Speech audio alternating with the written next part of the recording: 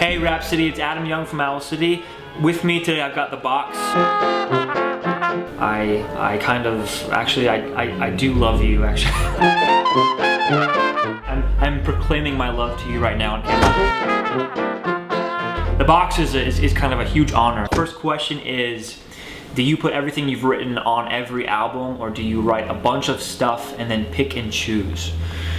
For me, I guess I kind of just write this very basic outline of a given record, 12 spaces in a text file, and I say, I know I want to write a very dance song, I know I want to write sort of a hip-hop influenced song, I want like a kind of a rock song that's like a throwback to an old Blink-182 song or whatever it is. So basically I kind of write to fulfill that given outline, and the records just kind of write themselves beyond that. If you were forced to speak in an accent for 1 year, what accent would you choose?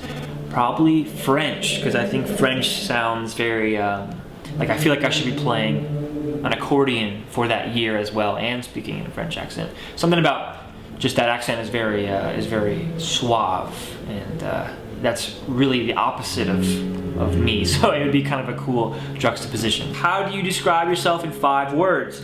Oh man, I'd probably say I am really, really shy, because I really am.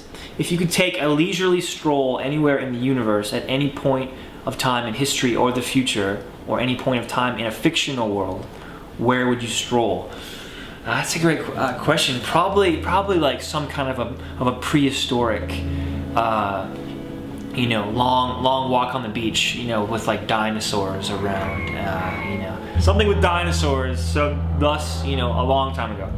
How do you think your life would be different if you weren't an insomniac? I really think I probably wouldn't have as many songs. I probably wouldn't be as prolific of a writer, of a songwriter, just because generally those nights where I do feel insomnia working really hard against me is ironically those moments where the music just kind of happens and the music kind of swirls around in here, and then it just kind of comes out, and there it is, in the studio. And so it's kind of a double-edged sword, insomnia, but I am grateful for it, because I do feel like in a lot of ways I'm better off because of it. If you could have a superpower, what would it be and why? Probably to breathe underwater, just because I do kind of have a very innate fascination with the ocean and all things,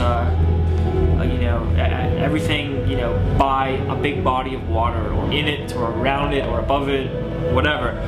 Something about just, I guess probably because I grew up in the Midwest, the furthest place from any of the oceans. I feel like that's kind of where it stemmed from. But yeah, I definitely breathe underwater if I could. Next question from the box. Have you ever high-fived a seal? Not yet, but it's definitely, in my top 5 things to do. So next time I'm in California, or wherever there is an abundance of seals, probably San Francisco, Pier 39 I think has a lot of seals. Next time I'm there, I'll check it off. What does your favorite shirt look like? This is a great question, because this is actually my favorite shirt. I got it at a thrift shop in Iowa. What's the experience you want people to have when they are listening to your songs? Is there some overarching theme that you always would like to achieve? Is there a unique emotional experience you try to recreate with each song, or is it a mix of both?